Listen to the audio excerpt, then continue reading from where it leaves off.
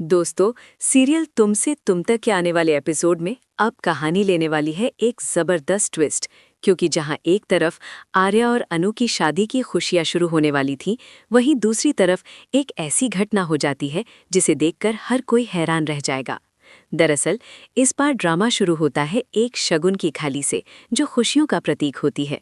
लेकिन जब वही थाली जमीन पर गिर जाती है तो सबके मन में एक डर बैठ जाता है कि कहीं ये किसी आने वाली अनहोनी का संकेत तो नहीं। आने वाले एपिसोड में आप देखेंगे कि अनु इस समय अपनी जिंदगी की सबसे बड़ी खुशी जी रही होती है, क्योंकि आखिरकार शर्मा जी ने आर्या और अनु के रिश्ते के लिए हाँ कर दी है। इतने दिनों के संघर्ष और आंसुओं के बाद अब अनु के चेहरे पर सिर्फ मुस्कान ही मुस्कान नजर आती है। वो बेहद एक्साइटेड होती है और मन ही मन आर्या से बात करती है, जैसे कि वो उसके सामने ही हो। वो सोचती है कि अब आपके बिना रहना बहुत मुश्किल हो रहा है आर्या सर, मैं आपको बहुत याद कर रही हूँ। अनु हर पल बस यही सोचती रहती है कि कब वो आर्या सर से मिलेगी और कब उनकी जिंदगी की नई शुरुआत होगी।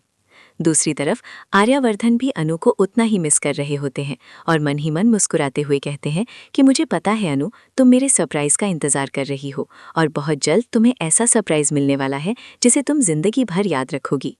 दरअसल आर्यावर्धन प्लान बना रहे होते हैं कि वो अपनी माँ गायत्री देवी के साथ खुद अनु के घर जाएंगे, शगुन लेकर जाएंगे और पूरे सम्मान के साथ अनु का हाथ मांगेंगे, ताकि रिश्ता पूरी तरह से पक्का हो जाए और फिर जल्द ही इन दोनों की सगाई और शादी की तैयारियां शुरू हो सके।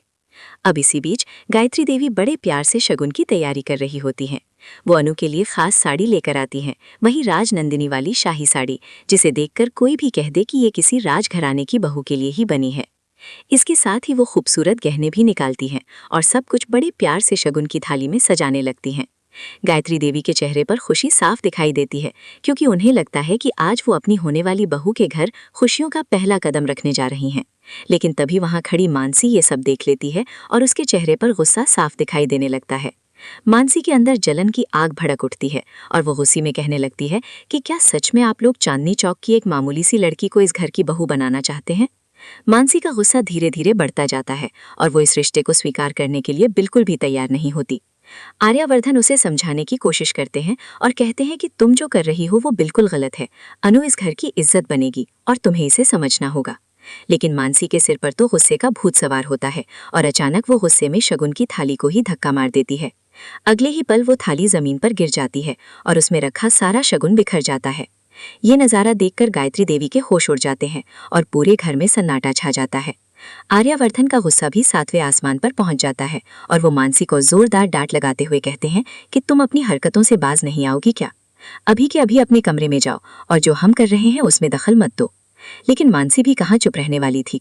वो ताने मारते हुए कहती है कि अच्छा, तो अब इस घर में मेरी कोई इज्जत ही नहीं रही। मैं इस घर की बहू हूँ, लेकिन वैल्यू उस चांदनी चौक की लड़की को दी जा रही है। इतना कहकर वो गुस्से में अपने कमरे में चली जाती है, लेकिन जाते जाते एक चेतावनी भी दे जाती है कि ठीक है, जाओ शगुन दे आओ, लेकिन मैं भी चुप बैठने वाली नहीं हूँ। अब यहीं से शुरू होगा असली खेल, क्योंकि मानसी अब एक ऐसा कदम उठाने वाली है जो आर्या और अनु के रिश्ते को हिलाकर रख देगा। मानसी जानबूझकर राजनंदिनी की वो सच्चाई अनु के सामने लाने वाली है जिसे अभी तक पूरी तरह कोई नहीं जानता। फिलहाल अनु तो बेहद खुश होती है जब गायत्री देवी उसके घर जाकर शगुन देती हैं और उसे अपने घर की बहू बनने का आशीर्वाद देती हैं।